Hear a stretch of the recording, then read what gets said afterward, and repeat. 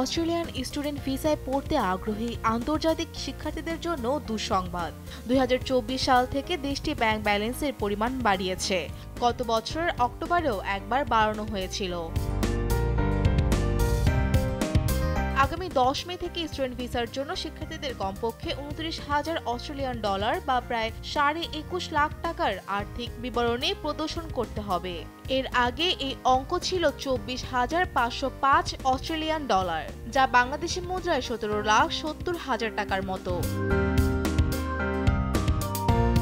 অস্ট্রেলিয়ার সরকার অভিবাসন আইনের কয়েকটি ধারায় পরিবর্তন আনায় আন্তর্জাতিক শিক্ষার্থীদের উপর নেতিবাচক প্রভাব পড়েছে।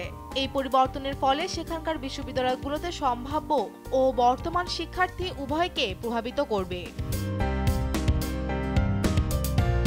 অস্ট্রেলিয়াতে অবস্থানকালীন ভ্রমণ ও পড়াশোনার খরচ জোগানোর জন্য আর্থিক সচ্ছলতা রয়েছে প্রমাণের জন্য ব্যাংক ব্যালেন্সের প্রমাণ বাড়ানো হয়েছে। বিশ্বের শীর্ষ বিশ্ববিদ্যালয়গুলোর মধ্যে প্রথম সারির কয়েকটির অবস্থান অস্ট্রেলিয়াতেই। ফলে প্রতি বছর স্টুডেন্ট ভিসায় পড়তে যাওয়া শিক্ষার্থীর সংখ্যা বেড়েই চলেছে। আন্তর্জাতিক ছাত্রদের জন্য অস্ট্রেলিয়ান সরকার কর্তৃক প্রবর্তিত মূল পদক্ষেপগুলোর মধ্যে রয়েছে, যারা অস্ট্রেলিয়া পড়তে গিয়ে কাজে জড়িয়ে পড়েন তাদের আগমন ঠেকানোর জন্য জেনুইন টেম্পোরারি এন্ট্রান্স শর্ত কঠোর করেছে। তবে অস্ট্রেলিয়ার সরকার ২০২৩ সালে ১ জুলাই থেকে আন্তর্জাতিক শিক্ষার্থীদের জন্য পোস্ট স্টাডি ওয়ার্ক রাইটসের ধারায় অতিরিক্ত ২ বছর পর্যন্ত বাড়ানোর ঘোষণা দেয়, এতে করে তাদের পছন্দের কর্মক্ষেত্রে সুরক্ষিত করবে। অস্ট্রেলিয়ার বিশ্ববিদ্যালয়গুলোতে পড়তে আগ্রহী শিক্ষার্থীদের জন্য IELTS স্কোর ন্যূনতম ৫.৫ স্কোর বাধ্যতামূলক।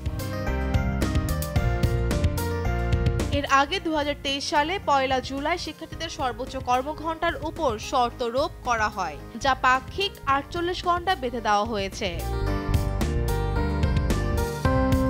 দক্ষ স্বীকৃত গ্র্যাজুয়েট ভিসার অধীনে শিক্ষার্থীদের অস্ট্রেলিয়ায় অবস্থান করে চাকরি অথবা অধ্যয়নের সময়সীমা ২০২৩ সালের ২২ ডিসেম্বর থেকে ১৮ মাসে বেঁধে দেওয়া হয়েছে।